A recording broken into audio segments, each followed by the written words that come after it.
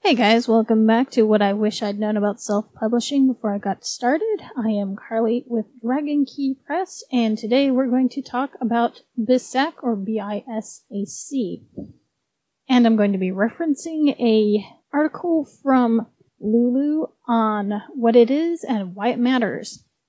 As a reminder, BISAC stands for Book Industry Standards and Communications.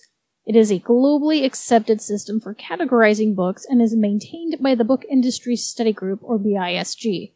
These codes provide writers a uniform method to categorize their books and is updated annually to ensure long-term relevance.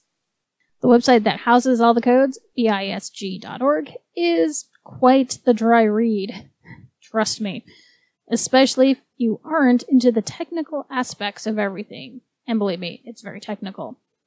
There's a lot of information there about the group that maintains the BISAC codes in general, not to mention everything else related. Now you may be wondering why you need to bother with these codes, or if you'll ever actually use them. But you probably already have, or do, or will, even if as a reader. These codes help classify the different genres and subgenres of your book, making it easier for readers, merchants, and librarians to find. For example, horror, supernatural. Horror being the main genre, and supernatural being the subgenre. But it goes much deeper than that, as there are up to 4 layers when cataloging your work with these codes. There is the basic subject heading line, which includes the typical genres by categories you might recognize from libraries or bookstores. Think of it as a building full of filing cabinets. The first line tells you which room to look in. The second line, a subcategory, in our example supernatural, indicates a filing cabinet in which we might look. It narrows down the general to something more specific. Antiques and collectibles becomes more specific with the narrowed focus of arts and ceramics. The third and fourth layers help to narrow things down even more, or allow for cross-searching in other categories. An example of narrowing it down further, as if going for a specific drawer or file in our proverbial filing cabinet, would be something like history/Renaissance/architecture. Please note that not all subcategories have a second or even a third subcategory, though there are some. Hence the idea of cross-categories, which makes your work easier to find by those looking for that specific topic. For example, my book might fit into fiction/animal, but it might also fit into fiction/coming of age, or transformation, or any number of subcategories that you might want your reader to be able to kind of narrow things down with. In that case, you'd have something like main category 1 with its subcategory, main category 2 with its subcategory, and a potential third main category with its subcategory. Something that might not be so obvious, but still applies, could help people find your work. So don't dismiss even the smallest of details when it comes to categorizing.